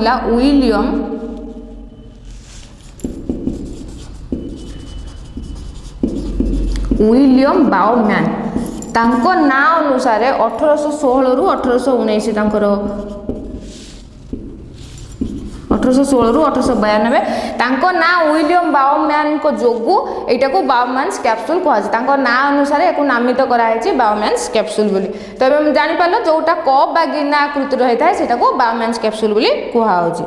तो देखि तापरे देखि प्रति नेफ्रॉन लो सह संयुक्त होई रही छै ब्रुकोक्य धमनी रो गोटिए लेखा सूक्ष्म शिखा जाको एफेरेंट उपधमनी कहै छै से कौन कहूँ ये जो बायोमेंस कैप्सूलटा जो ब्रुकोक्य नलिका सहित जो संजोग होती यहाँ कौन एमती तो ये देख दी पट को दीटा संजोग होती एपट को गोटे एपट को गोटे यहीपट सैड जोटा संजोग होती से कौन ब्रुकोक धमनी गोटे लेखा सूक्ष्म शाखा जहाँ को एफरेंट उपधमनी कहुए यहाँ कौन कहुए ये जो शिराटा जोटा कि आमर रक्त या भीतर को प्रवेश करे या यहीपट देकी बाहरी थाए तो ये जो प्रवेश जोटा करे सहीटा है एफरेंट उपधमनी से तापर कौन कौच एबे बुझिबालो एफरेंट उपधमनी कोटा एटा हला हमर एफरेंट उपधमनी तापर से कौच एहा नेफ्रॉन भीतर प्रवेश करी अनेक अति सूक्ष्म शाखा प्रशाखा बा कैसिक नली रे परिणत होइथा ए जो एटा जो भीतर को आसला ए जो कैसिक नली सब हेची जो से 4.4 चित्र रे देखो जोटा से कहिची एटा से नेफ्रॉन आसिकी भीतर को एफरेंट धमनी देखि कैसिक नलिका सज्जा एगुडा ही हला कैसिक नलिका सज्जा बोली चित्र नंबर 4.4 रे देखिबो कैसिक नलिका नलीर सज्जा बोली सहित से संजोग परिणत हो जाए ये शाखा प्रशाखाटा आसिक से आस्ते आस्ते एमती कैसिक नलिका भाव से परिणत हो जाए यही सब कैसिक नली परस्पर सह पुणी मिसीजा द्वारा इफरेंट उपधमनी जात हुए यहाँ से आसला गोटे ये मिसिकी से कैसिक नली सज्जा है नली सज्जा होगी पुणी जो बाहर को बाहरला से जो बाहर को पुणी यहाँ बाहर से कौन कहला इफरेंट उपधमनी आसला जिते एफरेंट उपधमनी भितर जो मिसिला मिसिकी से कौन है कैसिक नली सज्जा है कैसिक नली सज्जा परिणत है से पुणी संजोग होगी बाहर को इफरेंट उपधमनी आकार से बाहरिला कैसिक नली गुड़िकर प्राचीर खूब पतला ये जो कैसिक नली भितर देखी से बहुत पतला थाए यही दुईटी कैसिक नली गुड़िकर प्राचीर खूब पतला यही दुईटी उपधमनी सह संश्लिष्ट कैसिक नलीर यही गुच्छ को कैसिक गुच्छ बा ग्लोमेरुलस कहा जाए ये जो कैसिक नली गुच्छटा को ग्लोमेर ये जो गुच्छ होगी जो नलीटा गुच्छ होगी अच्छी तो सहीटा को कहुच्छे कौन आम ग्लोमेरुलस है तो ये ब्रुकोक आमर मेनली नेफ्रॉन ग्लोमेरुलस कार्य ही मुख्यतः इंपोर्टाट होता है तो से कौन कौन कैसिक नलिकार बायोमेंस कैप्सूल कप रे यह जोखी हो रही है यहाँ आम बायोमेंस कैप्सूल गिना आकार होता भितर ही से जोखी होगी तो ये भीतर देख यहाँ जो रखा आम जो खाद्यटा एमती गिनाटा कौन एमती होता है तो आम खाद्यटा तक एमती रखुचे तो ये भी एमती कप आकार एमती होता है जो कैसिक नली गुड़ा एमती भितर ही था रक्त अंतर्वाही उपधमनी मध्य देई कैसिक गुच्छर प्रवेश करी यह बहिर्वाही उपधमनी दे गुच्छ बाहर को जाए मुझे तुमको से कहली रक्तटा एमती भीतर को आसला यही कैसिक गुच्छ भितर ही रहा तापर से बाहरला को पटे आमर इफरेंट उपधमनी देकी बाहर को बाहरिला रक्त छणा कार्यपाई यही व्यवस्था बेस उपयोगी आम रक्त जो प्रवेश कला ये भितर ही जो कार्यटा है सहीटा रक्त छणा ही बेस उपयोगी होगी से बाहर को इफरेंट देकी बाहरिला तो ग्लोमेरुलस और बायोमेंस कैप्सूल मिसी मालपिजियन पिंड बा रिनाल कैप्सूल को नाम रे गठन करती ये जो ग्लोमेरुलस आउ ग्लोमेरुलस कौन ये जो कैसिक नली गुच्छ होगी जोटा है सीटा ग्लोमेरुलस से ग्लोमेरुलस और बायोमेंस कैप्सूल दीटा मिसिला परे आमर कौन हो जोटा कि मालपिजियन पिंड बा एटा जोटा मुझे तुमको देखी नेफ्रॉन गोटे अंश से अंशटा को टोटाल अंश नेफ्रॉन अंश बाल से कौन कह जाए मालपिजियन पिंड माल जमीती मुझे तुमको कहली विलियम बाउमैन को नाम अनुसार बायोमेंस कैप्सूल होती तो एटा सेमिति जने साइंटिस्ट अच्छा रिनाल कप्सल्स बोली कहुच्छे नाम अनुसार से कौन होता मार्सिलो मालपिगी नाम अनुसार से मालपिजियन पिंड बोली कहुच्छे तापर कौन है एबे जाए कौन देख लो आमर बायोमेंस कैप्सूल कोटा ग्लोमेरुलस कोटा बायोमेंस कैप्सूल और ग्लोमेरुलस मिसिकी से आमर मालपिजियन पिंड सृष्टि करुचंती ब्रुकोक्य नलिकार केतेक अंश ब्रुकोक भितर गुड़े रही शेष मुंडटी मूत्र संग्रह नलिका मध्य प्रवेश କରିଥାଏ। ମୂତ୍ର ସଂଗ୍ରହ ନଳିକା ଗୁଡ଼ିକ ଏକାଠି ହୋଇ ବୃକକ୍ ଭିତରେ ଥିବା ଏକ ଗହ୍ୱର ଭିତରକୁ ଖୋଲି ଯାଆନ୍ତି। ଏହି ଗହ୍ୱରଟିର ନାମ ଗବିଣୀ ବସ୍ତି। ଯେଉଁଟା ମୁଁ ତୁମକୁ ସେତେବେଳେ ବୃକକ୍ ଚିତ୍ରରେ ତାର ବୃକକ୍ର ଅନୁଦୈର୍ଘ୍ୟିକ ଚିତ୍ରରେ ଦେଖେଇଥିଲି, ତାର ଏମିତି ଯେଉଁଟା ଥିଲା ଆମର ଏମିତି ଏମିତି ସେ ଯେଉଁ ବାହାରିଥିଲା, ଏଇଟା ଆମର କ'ଣ ମୂତ୍ର ସାରଣୀ, এইটা আমার কোন ଥିଲା গবিণী বস্তি ଥିଲା, এইটা গবিণী বস্তি ଥିଲା না। তো এই গবিণী বস্তি ଦେଇକି মূত্রটা ଆମର ବାହାରକୁ মূত্র সারণী ଦେଇକି মূত্রাশয়କୁ ଆସୁଥିଲା।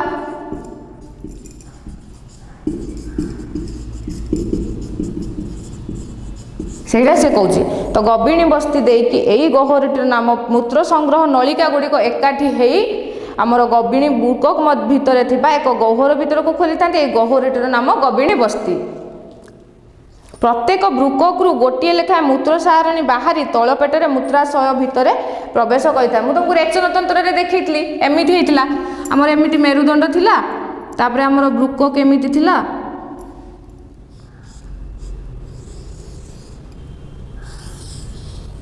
ତ ତାପରେ ଏପଟୁ ମୂତ୍ର ସାରଣୀ ଆସିକି ଏଇଟା ଆମର କ'ଣ ମୂତ୍ରାଶୟ ଥିଲା। ତ ସେଇଟା ସେ କହିଲା ମୂତ୍ର ସାରଣୀ ଦେଇ ପ୍ରତ୍ୟେକ ବୃକକ୍ରୁ ଗୋଟିଏ ଲେଖାଏଁ ମୂତ୍ର ସାରଣୀ ବାହାରି ତଳ ପେଟରେ ଥିବା ମୂତ୍ରାଶୟରେ ପ୍ରବେଶ କରିଥାଏ। ଏଇଟାରୁ ଏପଟରୁ ଗୋଟେ ମୂତ୍ର ସାରଣୀ, ଏପଟରୁ ଗୋଟେ ମୂତ୍ର ସାରଣୀ, ଏଇ ମୂତ୍ର ସାରଣୀ ଦେଇକି ସେ କେଉଁଠି ଆସିଥିଲା ମୂତ୍ରାଶୟରେ ସେ ପ୍ରବେଶ କରୁଥିଲା। ମୂତ୍ରାଶୟରେ ମୂତ୍ର ସଞ୍ଚିତ ହୋଇ ରହେ ଓ ପରିସ୍ରା କଲାବେଳେ ତାହା ମୂତ୍ର ମାର୍ଗ ଦେଇ ନିଷ୍କାସିତ ହୋଇଥାଏ। ଆମର ମୂତ୍ରଟା ଆସିକି ମୂତ୍ର ସାରଣୀ ଦେଇକି ମୂତ୍ରାଶୟରେ ରୁହେ। তো যেতবে আমার মূত্রাশয় হুয়ে এইপটে হি পরিস্রা আকারে সে মূত্র মার্গ দিয়ে, এটা মূত্র মার্গ দিয়ে সে বাহারকু নিষ্কাশিত হয়ে থাকে। এবে যে বুঝিপার বৃকক্র গঠন, তো বৃকক ভিতরে আমার মেনলি কম হুয়ে, তো যেটা কি কুয়া যায় বৃকক কার্য ভিতরে রক্ত ছଣା কার্যটা, যে এইটা ইয়া ভিতরে গ্লোমেরুলাস আকারে রক্ত ছଣା কার্যটা, তার মেন কার্য হল রক্ত ছଣାরে সে সাহায্য করে থাকে। এবে আমি কোন দেখিবা গ্লোমেরুলাসর কার্য, এই যে গ্লোমেরুলাস দেখিলে এই যে এটিকি হচ্ছে, এইটি হি আমার রক্ত ছଣାটা মেনলি হচ্ছে। তো এইটি সে কেমিটি হচ্ছে গ্লোমেরুলাসর কার্য কোণ আমি দেখিবা। দেখ গ্লোমেরুলাসরে রক্ত ছଣା কার্য সম্পাদিত হয়ে থাকে। মু তোমাকে কহিলি রক্তটা এমতি এফরেন্ট উপধমনী দিয়ে ভিতরକୁ আসিলা, কৈশিক নলী সজ্জারে সে প্রবেশ কলা, পরিণত হয়েকি সেইটি রক্ত ছଣା কার্য হয়েকি সে ইফরেন্ট উপধমনী দিয়ে বাহারକୁ আসিলা, সেই গ্লোমেরুলাসরে হি রক্ত ছଣାটা হচ্ছে। সে কৌছি গ্লোমেরুলাস ভিতরে থাকা অতি সূক্ষ্ম রন্ধ্র দিয়ে রক্তরে থাকা রক্তকণিকা ও কিছু বড় অণুবিশিষ্ট প্রোটিন পরিশ্রুত হয়ে পড়ে না। সে কম এইতে যে আমার সূক্ষ্ম নলিকা গুড়া এমনি যে সূক্ষ্ম নলিকা আছে, এটা সবুকু সে পরিষ্কার ভাবে ছাড়ি পারেনি। তো সেইটা যে অণুবিশিষ্ট প্রোটিন পরিশ্রুত হয়ে পড়ে, বড় ছোট ছোট কণিকা গুড়া হ্যাঁ সে বাহারକୁ বাহারি যাবে, কিন্তু বড় কণিকা গুড়া সে রহি যাতে। তেণু ଏହା ବ୍ୟତୀତ ପ୍ରାୟ ଅନ୍ୟ ସମସ୍ତ ଉପାଦାନ ଛାଣି ହୋଇ ବୃକକ୍ ନଳିକା ଭିତରକୁ ଚାଲି ଆସେ। ବୃକକ୍ ନଳିକା ଭିତରେ ପ୍ରବେଶ କରୁଥିବା ଉପାଦାନ ଗୁଡ଼ିକ ଭିତରେ ଜଳ, ଗ୍ଲୁକୋଜ୍, ସେ ଯେଉଁ ବୃକକ୍ ନଳିକା ଦେଇ ଯେଉଁ ଉପାଦାନ ପ୍ରବେଶ କରୁଛି କ'ଣ କ'ଣ ଅଛି ତା ଭିତରେ ମେନଲି ଆମର ଜଳ, glucose, amino acid, urea, uric acid, creatinine, sodium, potassium chloride ଆଦି ପ୍ରଧାନ ଥାଏ। তাপরে সে কম কହୁଛି গ্লুকোজ ও এমিনো এসিড ভଳି উপাদান আম শরীর পাই অধিক উপযোগী হইতিবারু সেগুড়িক নিষ্কাশিত ন হই বৃককীয় নলিকাকু ঘেরি রহিଥିବା কৈশিক রক্তনলী ভিতরকু পুনঃ শোষিত হয়ে যায়। যেটা তুমি আগুরু পড়িছিল, जोटा आमर जोटा बाहर को निष्कासित हो पारे, जोटा ग्लुकोजटा आमर एमिनो एसिडटा जोटा जल अद्रवणीय हेतु बाहर को जल सहित मिसी न पाला, सेटा कौन हुए जो बाहर को बाहर बदले पुनः से पुणी भीतर को प्रवेश करि थाए। तो पुनः प्रवेश करिकी से कौन करे, से पुनः शोषित होगी कैशिक रक्तनलिक मिसी बृककीय शिरा परिणत हो जाए। जोटा तुमको चित्र नंबर 4.4 रे देख से देइथिला, सेठी से देखैछि देख माने आमर जोटा एफरेन देके आसला, एफरेन देके आसला पर जो भीतर से एफरेन देके आसला पर कैशिक नली सज्जा है, तापर बृककीय शिरा होगी से भितर ही से पुणी पुनः शोषित होगी रहीगला। तो मूत्र रे निष्कासित होता पदार्थ मान भर मुख्यतः जल, यूरिया और अल्प किछि परिमाण यूरिक एसिड, क्रिएटिनिन, विभिन्न लवण यथा सोडियम क्लोराइड, पोटासियम क्लोराइड आदि प्रधान। तापर एठी आ गोटे मन रखिबो जो मूत्र रे हमर मूत्र रे रंगटा मेनली कोन हेता है, ईषत हळदिया हेता है। सेटा हळदिया कोन पई हेता है देखो से कोन कहिछि, मूत्र रे यूरोक्रोम नामक वर्णकणिका थिबा हेतु सुस्थ व्यक्तिर परिस्रा ईषत हळदिया रंगर होता है। यूरोक्रोम मन रखिबो, एटा यूरोक्रोम, यूरोक्रोम এইটা আমার মূত্রে অবস্থিত এই বর্ণকণিকাটা থিবা হেতু আমি জন সুস্থ ব্যক্তির ঈষৎ হলদিয়া পরিস্রা দেখা হয়ে সুস্থ লোকর মূত্রে আউ কন নথায় গ্লুকোজ প্রোটিন বা কৌশি রক্তকণিকা নথায় এই ইউরোক্রোম হেতু সে ঈষৎ হলদিয়া দেখা যায় আর গ্লুকোজ কি প্রোটিন এসবু কিছু নথায় মূত্রে এভাবে কৌশি উপাদান থিলে অথবা মূত্র বর্ণরে পরিবর্তন দেখাগলে এ রোগর সূচনা দিয়ে যেটা কি আমার অধিক হলদিয়া দেখা হলে আমার জন্ডিস বলে হয়ে থাকে তো সেମିତି তো ঈষৎ হলদিয়াটা আমার নর্মাল থাকে কিন্তু সেটার তার রঙরে কিছু পরিবর্তন আসলে অধিক হলদিয়া হলে কি হলে আমি যেটাকে মানে সুস্থ লোক বলে কৌনা তাকে রোগ হয়েছি বলে তাকে সূচনা দিয়ে থাকে সেটা তেবে আমি দেখা এইটা দেখিলে কোণ বৃককর মেন কার্য আমি দেখিলে রক্ত ছড়ারে সে সাহায্য করছে এবে বৃককর অন্য কোথায় সে কোণ কার্য করে সেটা দেখা অন্য কার্যের কোণ কোণ আছে দেখ বৃককর অন্য কার্য হচ্ছে শরীরের জল ও ধাতব লবণ নিয়ন্ত্রণ রক্তর অম্ল ও ক্ষারীয় মাত্রা নিয়ন্ত্রণ করুଥିବା পদার্থ ମାନଙ୍କ সନ୍ତुलन রক্ষা করা দেখ ফার্স্ট সে কম কইছে গোটে দেখিল তুমি রক্ত ছড়া কার্য দেখিল তা অন্য কার্য ভিতরে আউ গোটে কোণ যাଉଛି শরীরের জল ও ধাতব লবণ পরিমাণর নিয়ন্ত্রণ দেখ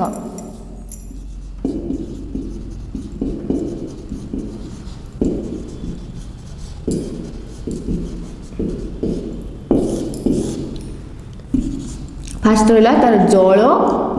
ও ধাতব লবণর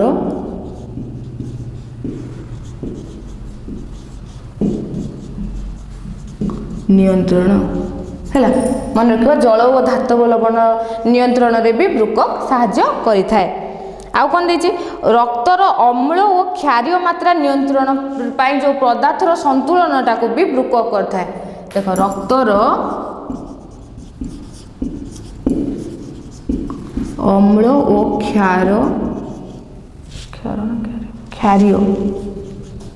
ক্ষারীয় মাত্রা নিয়ন্ত্রণ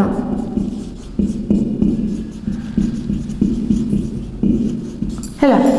তো জল ধাতব লবণ নিয়ন্ত্রণের বি সাহায্য করে আমার রক্তর যেটা অছি অম্ল ক্ষার বিষয়ে পড়িথিব এপটটা আমার পিএইচ থাকে এইটা নর্মাল থাকে এপটকু রইলে অম্ল এপটকু রইলে ক্ষারীয় তো এই যে নিয়ন্ত্রণটাকে কে সাহায্য করে এইটা বি আমার বৃকক সাহায্য করে থাকে আউ কোথায় সাহায্য করে শরীরের রক্তচাপ নিয়ন্ত্রণ ও এরিথ্রোপোয়েটিন নামক হরমোন ক্ষরণ করে লোহিত রক্তকণিকা তৈরি করিবারে সাহায্য করে থাকে দেখ ইয়া সহিত সে আউ কম করুচি রক্তর শরীরের যে আমার রক্তচাপ নিয়ন্ত্রণ যেটা রয়েছে যেটা কি আমার ব্লড প্রেসর রক্তচাপ নিয়ন্ত্রণ হল আমার মেনলি গোটে সুস্থ শরীর কেতে থাকে 120/80 থাকে 120 থাকে তো এইটা যে নিয়ন্ত্রণ করে কি করে এইটা বৃকক বি এইটা বি বৃককর কার্য যে শরীরের রক্তচাপ নিয়ন্ত্রণ করা আউ সে কম করে এইটা নিয়ন্ত্রণ সহিত এরিথ্রোপোয়েটিন দেখ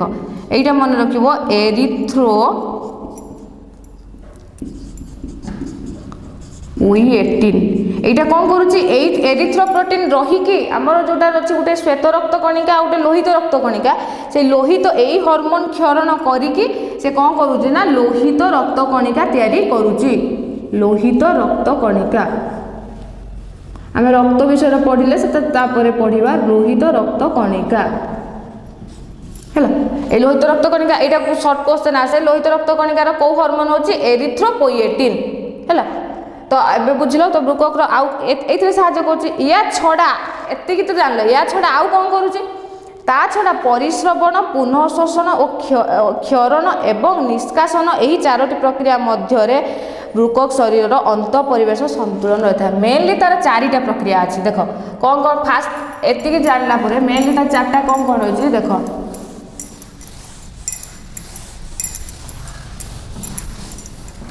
ফার্স্ট है आमर परिश्रवण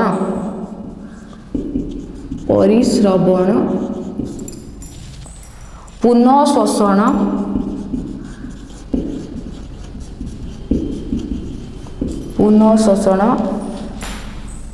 क्षरण आउ कौन निष्कासन है यही चारिटा है तार मेन कार्य तो फास्ट देखी आम रक्त छणारे से साहाय्य करुच्ची तापर कौन देखिले शरीर जल और धातव लवण नियंत्रण करुच्ची रक्तर अम्ल क्षार नियंत्रण करुच्ची शरीर रक्तचाप नियंत्रण करुच्ची एरिथ्रोपोएटिन लोहित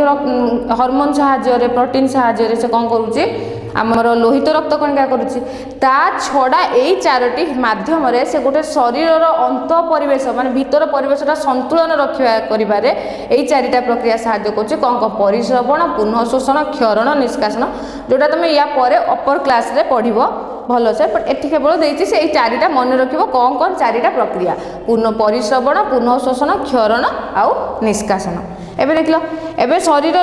मेन आमर रेचन अंग भितर ब्रुकक जाउथला तो एबे ब्रुकक छड़ा आम मनीष शरीर रे आउ रेचन अंग कौन अच्छे एबे आमे देखिबा हैला ब्रुकक देखिले ब्रुकक पर आउ शरीर भी अन्य भी रेचन अंग अच्छी ना तो सेटा कौन कौन जाउछ ता भितर अन्य रेचन अंग देख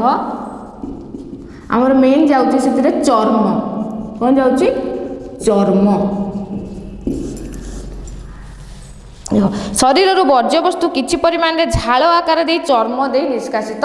हेइथाय चर्म आकार रे निष्कासित हेइथाय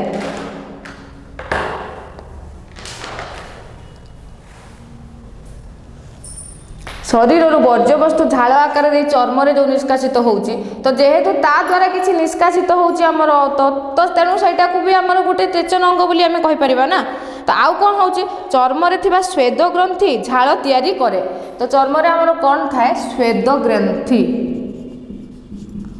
स्वेद ग्रंथि झालटा कोठी तयारी हुए एटा मन रखिबो चर्म रे केउठी झाल तयारी हुए हमर स्वेद ग्रंथि रे तापर होउची कोन रक्तर धातव लवण सामान्य यूरिया शोषित हुई झाल आकार रे निष्कासित होता है जो झालटा आम शरीर को कौटू आसूची पानीटा कौन आम ऊपर आम ढालिले आसूची कि ना से जो रक्तरे जो धातव लवण आउ सामान्य यूरिया जो शोषित होगी जोटा बाहर को बाहरी आसे सेटा झाल आकार से रक्तरू ही सेटा झाल आकार आम शरीर बाहर को आसूची देख फास्ट ब्रुकक देखिल ब्रुकक पर कौन देख चर्म चर्म पर आउ कौन अच्छी फुसफुस आउ रेचन अंग कौन अच्छी फुसफुस फुसफुस एटा जमती स्वेद ग्रंथि तयारी कि मेन एटा कोन झाल आकार रे बाहर को निष्कासित होउची तो फुसफुस रे केमती होउची शरीर रू उत्पन्न अंगारकाम्ल और जलीय बाष्प फुसफुस रू निश्वास आकार रे निष्कासित होता है आम जो निश्वास नौचे निश्वास प्रश्वास जो नौचे ता भीतर से निश्वास प्रश्वास प्रक्रिया रे कोन होउची आम शरीर जो उत्पादन होउची अंगारकाम्ल आम अम्लजान नौचे अंगारकाम्ल बाहर करचे से अंगारकाम्ल आउ जो बाहर को जो आछे अंगारकाम्ल और जलीय बाष्प आकार जो फुसफुस आकार सहायता रे से निश्वास बाहर को निष्कासित होता है तापर देखिलो कौन चर्म ब्रुकक देखिलो चर्म देखिलो फुसफुस देखिलो अंगारकाम्ल तापर कौन अच्छी यकृत आउ गोटे रेचन अंग कौन आमर यकृत है यकृत कौन हो चयापचय जात वर्ज्य ଯଥା ଖାଇଥିବା ଔଷଧର ଅବଶିଷ୍ଟାଂଶ ମାତ୍ରାଧିକ ଭିଟାମିନ୍ ଲୋହିତ ରକ୍ତ କଣିକାର ବିଖଣ୍ଡନ ପ୍ରକ୍ରିୟାରେ ଜାତ ବର୍ଣ୍ଣକଣିକା ଇତ୍ୟାଦି ଯକୃତର ପିତ୍ତରସ ସହ ମିଶି ଖାଦ୍ୟନଳୀ ଭିତରକୁ ଯାଏ ଓ ପରେ ମଳ ସହିତ ନିଷ୍କାସିତ ହୋଇଥାଏ। ଦେଖ ଯକୃତରେ ତୁମେ ଯେଉଁ ପଢ଼ିଥିଲ ଆମର ପୋଷଣରେ ଚୟାପଚୟ ପ୍ରକ୍ରିୟା ଚୟାପଚୟ ପ୍ରକ୍ରିୟାରୁ ଜାତ ଯେତିକି ବର୍ଜ୍ୟ ବସ୍ତୁ ବାହାରକୁ ଆସିଲା ସେ ବର୍ଜ୍ୟ ବସ୍ତୁ ଭିତରେ ଆମର କ'ଣ କ'ଣ ଯାଉଛି ଆମେ ଯେଉଁ ଔଷଧ ଖାଉଛେ ତାର ଅବଶିଷ୍ଟାଂଶ କିମ୍ବା ଯେଉଁ ମାତ୍ରାଧିକ ଲୋହିତ ରକ୍ତ କଣିକାର ମାତ୍ରାଧିକ ଭିଟାମିନ୍ ଯେଉଁଟା ତାର ରକ୍ତ କଣିକାର ବିଖଣ୍ଡନରେ ଯେଉଁ ସବୁ ବର୍ଣ୍ଣକଣିକା ଜାତ ହେଉଛି ସେଇଟା କେଉଁଠି ମିଶୁଛି ଯକୃତର ଆମର ପିତ୍ତରସ ଗୋଟେ ଅଛି ପିତ୍ତରସ ସହ ମିଶି ସେ କ'ଣ ହେଉଛି ଖାଦ୍ୟନଳୀ ଭିତରକୁ ଯାଏ ହେଲା ତ ଗଲା ପରେ ସେଇଟା ଯୋଉଟା ବାକି ଅଂଶଟା ଯୋଉଟାରୁ ଆମର କିଛି ମିଶିକି ଆମକୁ ଶକ୍ତି ମିଳିଥାଏ ଆଉ ଯୋଉଟା ବାହାରକୁ ବର୍ଜ୍ୟ ଆକାରରେ ବାହାରି ଆସେ ସେଇଟା କାହା ସହିତ ମିଶିକି ବାହାରି ଆସେ ମଳ ସହିତ ମିଶିକି ବାହାରକୁ ନିଷ୍କାସିତ ହେଇଯାଏ ହେଲା। ତ ଯକୃତ ବି ଗୋଟେ ଆମର ରେଚନ ଅଙ୍ଗ ହେଲା ନା ତ ଯାହା ଦ୍ୱାରା ଆମ ଶରୀରରୁ ବର୍ଜ୍ୟ ବସ୍ତୁ ବାହାରକୁ ବାହାରୁଛି ତାକୁ ରେଚନ ଅଙ୍ଗ କହୁଛେ। ତ ଫାଷ୍ଟ ଥିଲା ବୃକକ ତାପରେ ଚର୍ମ ତାପରେ ଫୁସଫୁସ ତାପରେ ହେଲା ଯକୃତ। ତ ବହିରେ ଦେଖିବା देख शरीर वर्ज्यवस्तु किसी परिमाण झाल आकार में चर्म निष्कासित होता है। झाल तैयारी चर्मर अन्यतम कार्य ए चर्म रही स्वेद ग्रंथि जोटा मुझे तुमको कहली स्वेद ग्रंथि ही झाल तैयारी होता है। रक्तरु धातव लवण सामान्य यूरिया शोषित होई परे झाल आकार में शरीर निष्कासित होता है। तापर झाल बाष्पीभूत होगा फल शरीर शीतल हो जाए। पाकतंत्र सह जड़ित यकृत किसी वर्ज्य वस्तु निष्कासन करिबारे सहायक होता है जोटा मुझे तुमको कहली जोटा आम पित्तरस सहित मिसिकी मल आकार में निष्कासित होउची। ସେଇଟା ସେ କହୁଛି ଚୟାପଚୟରୁ ଉପାର୍ଜିତ ବର୍ଜ୍ୟ ଯଥା ଖାଉଥିବା ଔଷଧର ଅବଶିଷ୍ଟାଂଶ, ମାତ୍ରାଧିକ ଭିଟାମିନ୍, ଲୋହିତ ରକ୍ତକଣିକାର ବିଖଣ୍ଡନ ପ୍ରକ୍ରିୟାରେ ଜାତ ହେଉଥିବା ବର୍ଣ୍ଣକଣିକା ପିତ୍ତରସ ସହ ମିଶି ଖାଦ୍ୟନଳୀ ଭିତରକୁ ଯାଏ, ପରେ ସେଠାରୁ ମଳ ଆକାରରେ ନିଷ୍କାସିତ ହୋଇଯାଏ। ଏହା ଛଡ଼ା ନିଶ୍ୱାସ ଛାଡ଼ିଲା ବେଳେ ଫୁସ୍ଫୁସ୍ରୁ ଶରୀରରେ ଉତ୍ପନ୍ନ ଅଙ୍ଗାରକାମ୍ଳ ଓ ଜଳୀୟ ବାଷ୍ପ ନିଷ୍କାସିତ ହୋଇଥାଏ। ଯେଉଁଟା ମୁଁ ତୁମକୁ ସେତେବେଳେ କହିଥିଲି, ଯେଉଁଟା ଆମେ ନିଶ୍ୱାସ ଛାଡ଼ିଲା ବେଳେ ଯେଉଁଟା ଆମର ଅଙ୍ଗାରକାମ୍ଳ ଆଉ ଜଳୀୟ ବାଷ୍ପ ଯେଉଁଟା ବାହାରକୁ ବାହାରୁଛି, ସେଥିରେ କିଏ ସାହାଯ୍ୟ କଲା? ଫୁସ୍ଫୁସ୍। ତ ଏବେ ଯାଏଁ ବୁଝିଲ କିଏ କିଏ ଆମର ରେଚନ ଅଙ୍ଗ? ଫାଷ୍ଟ ଥିଲା ଆମର ବୃକକ୍, ତାପରେ আহিଲା ଚର୍ମ, ତାପରେ ହେଲା ଫୁସ୍ଫୁସ୍, ତାପରେ ହେଲା ଯକୃତ। ଏବେ ପଚାରିଲେ ତୁମେ କହିପାରିବ ମଣିଷର ରେଚନ ଅଙ୍ଗ କିଏ କିଏ ସବୁ, ତାର କେଉଁଠି କେମିତି ରେଚନ ହେଉଛି, ତା ରେଚନ ଅଙ୍ଗର କ'ଣ କାର୍ଯ୍ୟ ରହୁଛି, ବୃକକର କାର୍ଯ୍ୟ କ'ଣ, କେଉଁଥିରେ ସାହାଯ୍ୟ କରୁଛି, ଫୁସ୍ଫୁସ୍ କେଉଁଥିରେ, ଯକୃତ କେଉଁଥିରେ, ତ ବୁଝିପାରିଲ। ତେବେ ଏଇସବୁ ଥିଲା ଆମର ମଣିଷ ଶରୀରର ରେଚନ। ଏବେ ଆମେ କ'ଣ ଦେଖିବା? ଉଦ୍ଭିଦ ଶରୀରରେ ରେଚନ କେମିତି ହେଉଛି। ଫାଷ୍ଟ କ'ଣ ଆମେ ଦେଖିଲେ? ପ୍ରାଣୀରେ ଦେଖିଥିଲେ, ପ୍ରାଣୀ ପରେ ଦେଖିଲେ ମଣିଷ, ମଣିଷ ପରେ ଏବେ ଆମେ ଦେଖିବା ଉଦ୍ଭିଦରେ କେମିତି ରେଚନ ହେଉଛି। ଉଦ୍ଭିଦରେ ରେଚନ, ଦେଖ ଉଦ୍ଭିଦ ରେଚନରେ କ'ଣ କ'ଣ ହେଉଛି ଦେଖିବା। ଉଦ୍ଭିଦରେ ରେଚନ ପାଇଁ ଦେଖ, ମଣିଷ ଶରୀରରେ ଯେମିତି ଏତେ ଗୁଡ଼ା ଅଙ୍ଗ ଦେଖିଲ, ବୃକକ୍, ଚର୍ମ, ଯକୃତ, ଫୁସ୍ଫୁସ୍, ଉଦ୍ଭିଦରେ ସେମିତି ପର୍ଟିକୁଲାର କିଛି ରେଚନ ଅଙ୍ଗ ନଥାଏ। ସେ କେମିତି ହୁଏ? ତାର କିଛି ଚୟାପଚୟ ପ୍ରକ୍ରିୟାରେ ଜାତ ଉପଜାତ ପଦାର୍ଥ ଏଇସବୁ ଯେଉଁ ବାହାରକୁ ଯେଉଁ ବିଶେଷ ଅଙ୍ଗ ସାହାଯ୍ୟରେ ଉଦ୍ଭିଦର ସେଇ ଅଙ୍ଗ ସାହାଯ୍ୟରେ ହୁଏ, କିନ୍ତୁ କିଛି ତାର ରେଚନ ଅଙ୍ଗ ନଥାଏ ହେଲା। ତ ସେ କେମିତି ବାହାରେ? ଯେଉଁ ଉତ୍ପନ୍ନ ପଦାର୍ଥ ଯଥା ଆମର ଯେଉଁ ରେଦନ, ଝୁଣା ଆକାରରେ କିଛି ବାହାରିଯାଏ, ଅଠା ଆକାରରେ କିଛି ବାହାରିଯାଏ, କ୍ଷୀର ଆକାରରେ କିଛି ଯେଉଁ ବାହାରେ। ଆମେ ଗୋଟେ ଦେଖିନ ଗୋଟେ ଗଛ କେମିତି ତାର ଡାଳ କି ପତ୍ର ଛିଡ଼ା ଦେଲେ କିଛି କ୍ଷୀର ଆକାର ବାହାରି ଆସେ, ସେଇଟା ହେଲା ତାର ଗୋଟେ ପ୍ରକାରର ରେଚନ, ଗୋଟେ ରେଚନର ଅଂଶ, ତାର କିଛି ଅଙ୍ଗ ନଥାଏ। ତ ସେଇଟା ଦେଖ ସେ କ'ଣ କ'ଣ କହିଛି, କେତେଟା ଉଦ୍ଭିଦର କ'ଣ କ'ଣ ବର୍ଜ୍ୟ ହୋଇଥାଏ। ଦେଖ ମୁଁ ତୁମକୁ ଲେଖୁଛି, ଉଦ୍ଭିଦ, ଏଇଟା ହେଲା ଉଦ୍ଭିଦ, ଏଇଟା ହେଲା ତାର ବର୍ଜ୍ୟ, ମାନେ କେଉଁ ଉଦ୍ଭିଦରେ କେମିତି ବର୍ଜ୍ୟ ଆକାରରେ ସେ ବାହାରିଯାଏ। ବର୍ଜ୍ୟ ବା ତାକୁ ଉପକ୍ଷାର ବୋଲି କୁହାଯାଏ। କ୍ୱେଶ୍ଚନ୍ ଆସେ ଉପକ୍ଷାର, ଉପକ୍ଷାର। ବୁକ୍ ଦେଖ, ଉଦ୍ଭିଦରେ ରେଚନ ପାଇଁ ପ୍ରାଣୀ ପରି ସ୍ୱତନ୍ତ୍ର ରେଚନ ଅଙ୍ଗ ନଥାଏ। ଚୟାପଚୟ ପ୍ରକ୍ରିୟାରେ ଜାତ ବିଭିନ୍ନ ଉପଜାତ ଯଥା ଖଇର ବା ଟାଟିନ୍, ଝୁଣା ବା ରେଜିନ୍, ଅଠା, କ୍ଷୀର ଏହା କେତୋଟି ଉଦାହରଣ ଦେଇଛି। ତେନ୍ତୁଳି ଓ ଲେମ୍ବୁରେ ଥାଏ ଅମ୍ଳ ଥାଏ, ଯେଉଁଟାକି କ'ଣ ଥାଏ? ତେନ୍ତୁଳିରେ ଆମର ଥାଏ ଟର୍ଟାରିକ୍ ଅମ୍ଳ।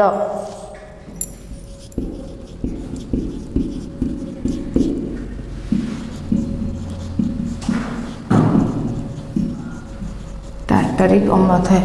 आमर लेंबुरे कौन थाए? साइट्रिक अम्ल। एटा मन रखिबो केउथिरे केउ अम्ल थाए।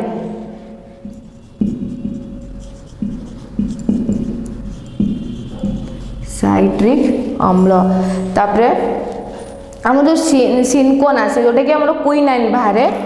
सिनकोना, सिनकोना तो कौन बाहर? क्विनाइन। देख लो आउ कौन? तमाकू। तमाकू कौन आसे? निकोटिन।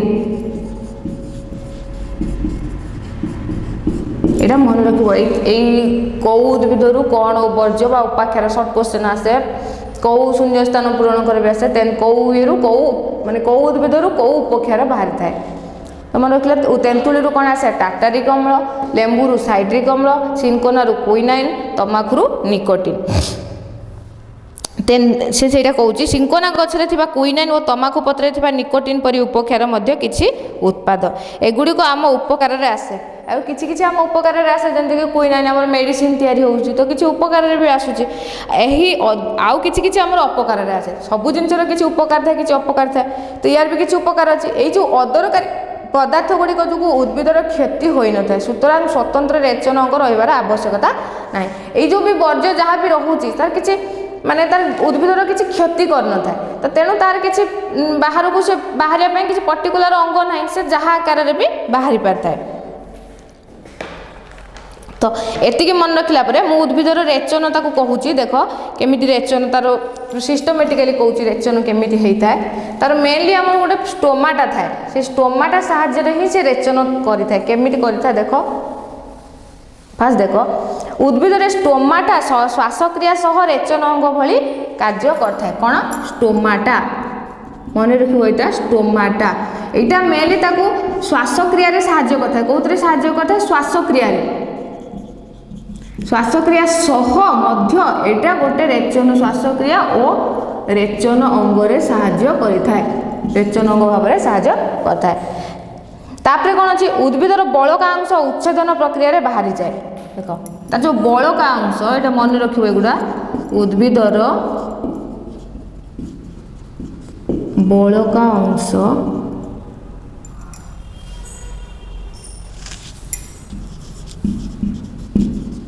उच्छेदन प्रक्रिया रे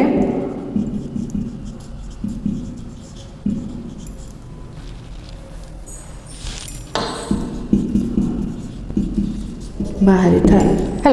फास्ट देखिए जो स्टोमाटा रोचे से श्वासक्रिया सह रेचन अंग भाव कार्य करुचे सेकेंड कौन रहा तार जो बड़का अंशटा उच्छेदन प्रक्रिया रे बाहर को आसता है अनेक वर्ज्य उद्भिदर रसधानी रे थाए परे यह पत्र रे संग्रहित हुए वर्ज्यवस्तु भरा पत्र सुखी झड़ी पड़े এইটা গোটে দেখ आम शरीर बाहर को से आइदर मूत्र आकार ना मल आकार बाहर को आसुच्ची मनुष्य शरीर में किंतु उद्भिद रे कौन होची ना उद्भिद रे रसधानी जो अच्छी से वर्ज्यवस्तु रसधानी को जाइए से पत्र को पलाए पत्र रे संग्रहित हो जाए पत्र रे से कौन हुए पत्रटा जो वर्ज्यवस्तु भरा पत्र बेसी भरीगला पत्रटा सुखी जाए सुखिकी ऑटोमेटिक से झड़ी पड़े सेटा भी गोटे टाइप तार रेचन होची तो आउ कौन हो देख रेजिन और टैटेन परी परिपक्व जाइलेम संग्रहित होता है आउ किसी जाइलेम साहाय्य संग्रहित होकर बाहर के आसता है तो बुक रे देख सेटा देखिए उद्भिदर स्टोमाटा श्वासक्रिया संपादन करने सहित एक रेचन अंग भाई कम करता जोटा मुझे तुमको कहली